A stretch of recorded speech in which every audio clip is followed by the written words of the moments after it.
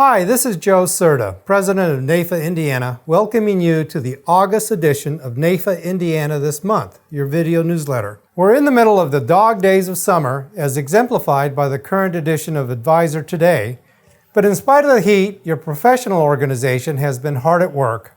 Your trustees had their annual planning meeting August 3rd, during which they laid out their plans for the coming year. I'm joined today by incoming NAIFA-Indiana President Daniel Stallings to explain our vision for the future. Daniel, welcome to NAIFA-Indiana This Month. Joe, thank you for having me back. I'm glad to be here, part of NAIFA-Indiana This Month. We have just finished working on our strategic plan through 2025 for NAIFA-Indiana. And I just want to give a quick recap as to the process to this point and where we're going from here. The NAIFA State Board has worked very hard to develop a plan going forward, which includes the fact that we have been consulting with NAIFA National on their 2025 plan. And from there, we developed a process to solicit input from you, our membership, going forward, so that we can have the strongest association possible to serve you and your professional needs. We've solicited input from our membership through identifying 3 committee chairs, and I'm grateful to thank our 3 individuals who've helped with the pillars of the strategic plan. One was membership growth by Jeff Goralczyk, membership experience, Zeri Letty, and brand amplification, Jeremy Stackhouse. So thank you to those 3 folks who've led meetings virtually with members across the state to solicit input. We met just this week to solicit some of that feedback and to identify some plans going forward. A lot of us identified why NAIFA has been important to us professionally, and we really boiled it down to a few items. One was the commitment to professional development that we have to make sure we all are strong in our industry and have great knowledge to serve our clientele. Second, and this is really important, was the sense of community that our NAIFA community identified as being important, and the importance of us supporting each other, because oftentimes we're working as islands independently, but we have a chance to come together as a community through NAIFA to support each other and to celebrate each other's successes. And so as a result of that, one of our commitments is a return to in-person networking and meeting as soon as we can. Our commitment as professionals is important in NAIFA. As a result, we are identifying strategies that will help us support you in your professionalism in this industry. And that came out loud and clear as a priority for NAIFA and the value proposition that we can add. With that was the importance of being able to network professionally and the opportunity to meet with legends in our profession, to support each other, whether it's through case design, personal or professional development, working with each other as colleagues and not competitors. So again, a return to professional networking is going to be important going forward. So we identified a number of action steps that I believe are also accountability measures for us as a board to make sure that we continue to provide value to your member experience. You may recall that a few years ago, we identified our value proposition in the areas of advocate, educate, and differentiate. We believe that those are still relevant going forward. And as a result of that, we're looking forward to, again, providing in-person opportunities, whether that's continuing education, regional meetings, whether that's supporting regional breakfast or lunch and learns and networking opportunities. We invite you to future sales summits and our Peck and Paw banquet that's coming up shortly. Most importantly, we believe that as a professional association, we are member focused, and our job is to continue to focus on our membership and serving your needs. And so to summarize the work that we came away with from our board meeting and our strategic planning meeting, I want to capture the work that we're going to be doing in the following ways. For membership, we want to invite folks to membership. We want to engage you in membership. We want to retain our members as members going forward. We also want to expand the reach of our membership with other ancillary industries and other professionals that will be partners in our journey in our professional work. We also want to hold ourselves accountable to our value proposition. We want to make sure that we're working with folks who have demonstrated a commitment to membership. And we want to make sure that we are providing high quality, communication back to our membership. We want every one of your interactions with NAIFA to be a high quality one that you will find compelling to continue your membership and compelling to be part of the experience that we're providing. So with that, Joe, I want to hand it back to you. I want to thank you for your support and co-chairing this with me. And I want to thank our outstanding state board who have provided great leadership. And I'm confident with their leadership and support that we're going to be successful going forward. Daniel, the trustees have laid out a challenging plan, but I'm sure you're up to the task. Thank you, Joe. Again, with your support and the support of our outstanding state board, I'm confident we will be successful with this. And I'm looking forward to continuing to provide an outstanding membership experience for our NAIFA members. Thank you. You have my absolute confidence and support. I know 2022 will be a banner year. And speaking of banner years, I know August is a month with no R, and as we say in the industry, if you can get through the months with no R, you'll be successful in this business.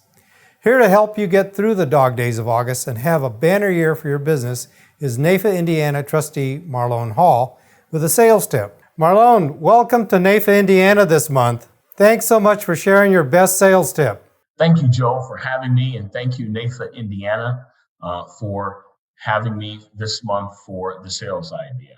It's a privilege and an honor to be a member of NAIFA-Indiana, and I look forward to seeing you all at our next in-person event. The sales idea that we'll share for August involves sales psychology. We draw it from a book titled Speak on Purpose, Deliver Your Message Precisely and Effectively. And specifically, we talk about how we can impact a client's subconscious by making different choices in the words that we use. And this research has been going on for many years. And many of us, when we talk to clients, we get into a groove and we just, keep saying what we've been saying without thinking about what we're saying, especially if we've been doing this for a long time. It's a good idea, even if you're an industry veteran, to step back and actually think about the words that you use. So let's go through some words that we all use and how we might be able to adjust them to have a greater impact on the client's subconscious and ultimately on our sales success. One of the more common words we use in everyday speak and in talking to clients is think. We'll say, well, this is what I think, or this is what industry experts think if we're using social proof and talking to a customer. But psychology teaches us that the word believe and belief is more powerful than the word think or thoughts. And so if we can on purpose use the word belief and believe anytime we're seeking to convince a client or a prospect of an idea or a concept, this will help us be more effective. Another example of a word that we use regularly is just. It's common speech to say, well, I'm just calling, or this is just that. Well, psychology teaches us, sales psychology specifically, research tells us that the word just minimizes everything that comes after. And so if you say you're just calling, well, you're minimizing the reason for your call in the mind of the individual whom you call. What you're generally seeking to convey when you use that word is that it's not difficult, it's not challenging, it's not time consuming. And so a more effective word is simply. I'm simply calling. That specifically says it's not difficult, whereas just actually minimizes the importance. One that many of you have heard me use in the past in other presentations is the word fee. This word continues to be pervasive throughout the industry, which is why I continue to harp on it. Even if you've heard it before, odds are you've used the word probably as recently as today. Well, unfortunately, the word fee creates a visceral reaction in the client or the prospect, or frankly, any human being, because it tells us that there is no value being provided in exchange for the money coming out of the client's pocket. And this is why clients ask to waive fees or tell you they're angry about fees. This feeds Ken Fisher's complaints about annuity nosebleed level fees. Well, the alternative to that word is the word cost. And so the word cost, we know, specifically tells the subconscious that there's an exchange of value. It's a very easy way to illustrate this. When you go to the grocery and buy a gallon of milk, you pay the cost for the milk. You don't pay the milk fee, because the value exchange is crystal clear. And so you can affect the change on clients' subconscious and how they interact with you simply by using the word cost anytime you're talking about money coming out of their pocket going into yours, because that means they are going to get some value in exchange for that transaction. If you use the word fee, only use that for your competitors. Other words that we use when we deal with objections, it's common to talk about overcoming objections. It's very rare for clients and prospects to want to be overcome. We suggest, when we look at psychology, sales psychology research, that you use the word embrace. We embrace objections. Clients object, we agree with them, and then we pivot. That's embracing the objective versus overcoming the objective. And finally, referral. I know there's lots of people who've done lots of things with referral trainings and teaching people to get more referrals. Consider, when you refer, it's essentially pointing to that thing over there, and there's value there, certainly better than nothing. But imagine if instead of a referral, you received an introduction. Better yet, imagine if instead of a referral or an introduction, you received an endorsement. You have clients who are happy with your services. Don't ask for a referral, ask for an endorsement, or at least ask for an introduction. So that's the sales idea, sales tip for August. Consider the words that you use with yourself, with the members of your staff, and more importantly, with your clients and prospects. If you can make some small adjustments, you can increase your sales. Thank you for having me again, Joe, in NAIFA, Indiana. I'm Marlone Hall. The book is called Speak on Purpose. Make it a prosperous day.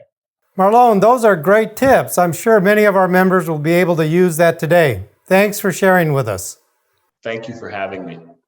August for many of us means the start of a new school year for our children. And for many of us, it means writing big tuition checks to colleges and universities. But for those who have planned ahead for college expenses, writing those checks can be a lot less painful. Joining us now is Philip Waddles, Senior Institutional Relationship Manager for the College Choice 529 Direct Savings Plan, to share some information about this unique college savings program that is so beneficial to Hoosier families.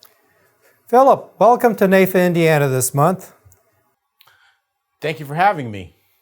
I keep reading about Hoosiers finishing college with crippling student debt and parents depleting their retirement savings in order to give their children a quality education. Isn't there a better way? Yes. Joe, there's Indiana's College Choice. Once again, thank you for having me, Joe. Today, guys, I just want to talk a little bit about Indiana's College Choice 529 plan.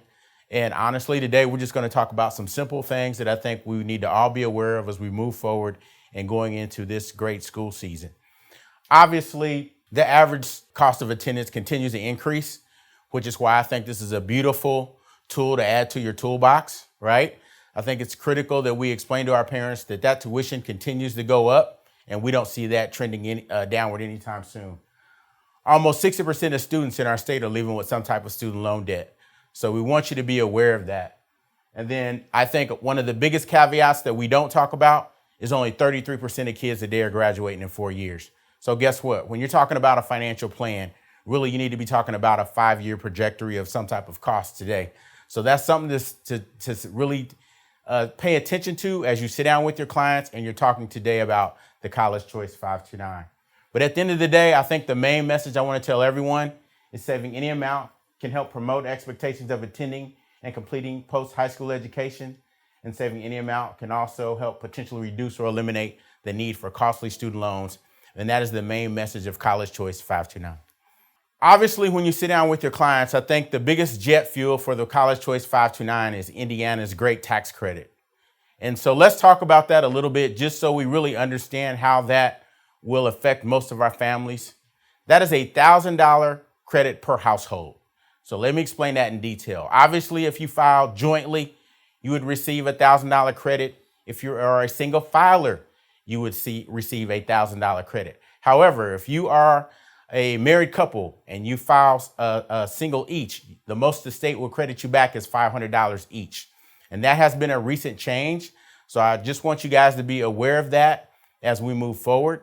That does come up. And just remember that that is $1,000 per household credit. That is not per student. That is not per account. That is a per household credit.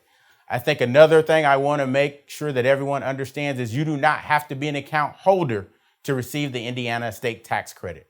So please get friends and families to contribute to Indiana's College Choice 529 plan. As long as you have a good receipt of that contribution, they would now be eligible for the state tax credit. Now, the biggest thing we want to talk about going into 2021, 2022 are some of the recent changes on what we would call qualified withdrawals. And so I really want to spend a little bit of time on this, especially for those of you who have families that are going to be asking about the tax credit in K through 12 education. We're starting to see that become a bigger trend in our space. So I'm going to make you aware of that and how that looks in the state of Indiana. Obviously, as far as a qualified withdrawal, anytime you're talking about anything attributed to the cost of college, you're going to be good. So obviously, tuition, housing, books, things of that nature, whether it's in-state, out-of-state institutions, you're fine. But as far as K through 12 education, remember that is for tuition only, and it must be an Indiana school.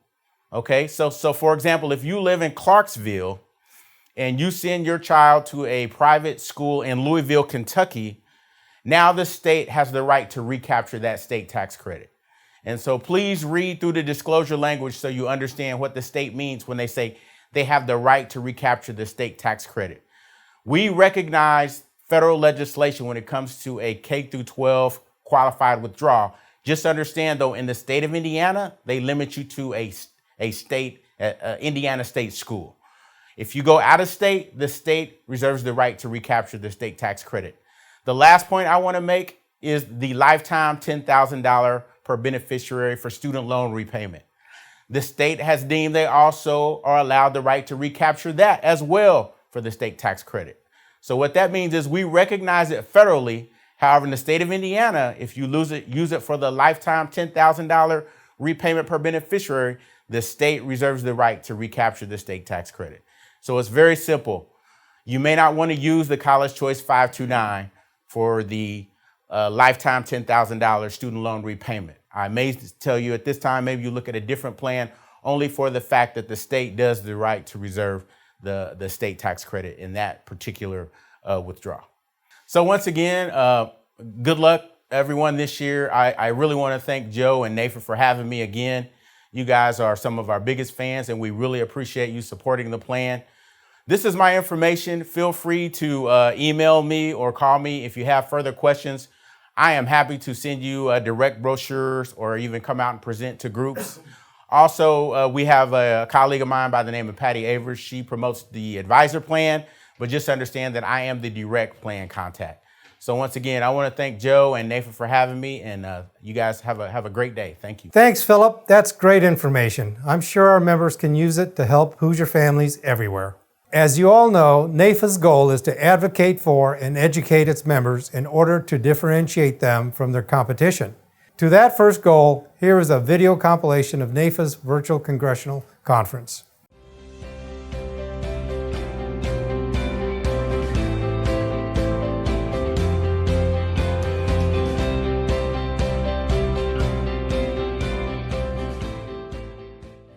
Congressional conference, to me, gives me the reminder that my business is part of the bigger economy that is governed by federal and state laws. It's a simple reminder that it's up to me to do my part to protect my business by being involved in NAIFA's RATE grassroots program.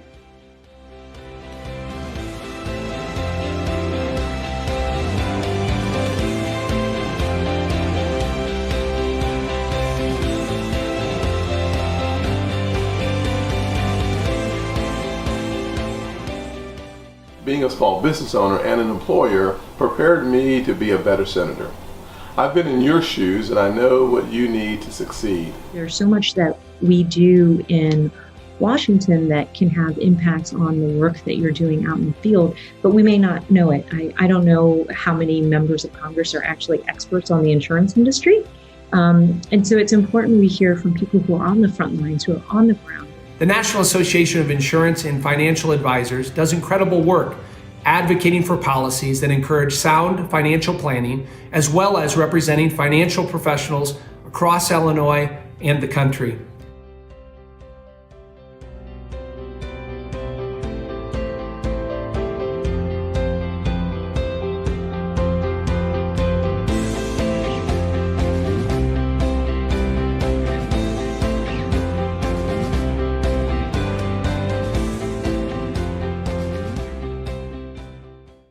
And on the education side, NAIFA is holding its annual Performance Plus Purpose Conference this month on August 17th, 18th, and 19th.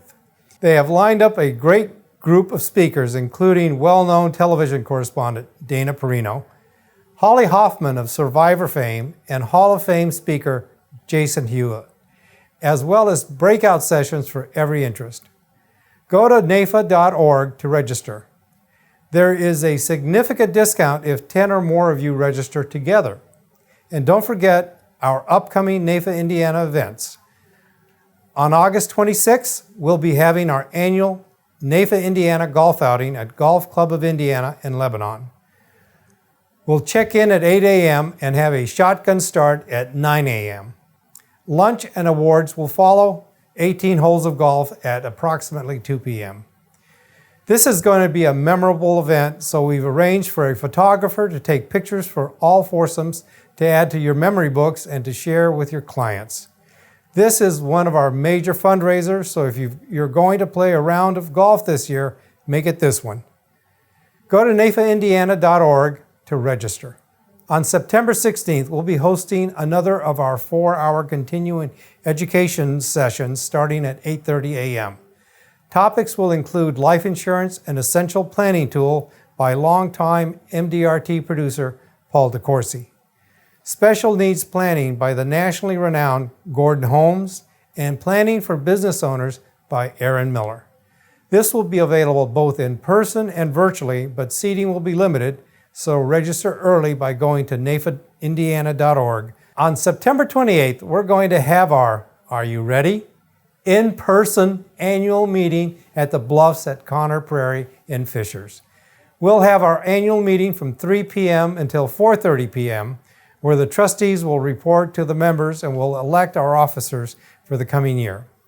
At 5 p.m., we'll have a reception, and at 6 p.m., we'll have a banquet remembering the late Jack Peckinpah and honoring all past recipients of the Hoosier Life Underwriter of the Year, later renamed the Jack Peckinpah Associate of the Year Award, in his honor. We'll also honor this year's recipient. It should be a great day, and to top it all off, it will be free to all NAIFA Indiana members. I'm really looking forward to this. For the first time in more than a year, we will be able to gather as a group to celebrate our successes and plan for the future. I hope to see you all there. The pandemic separated us for a time, but we're coming together again. And together we can take on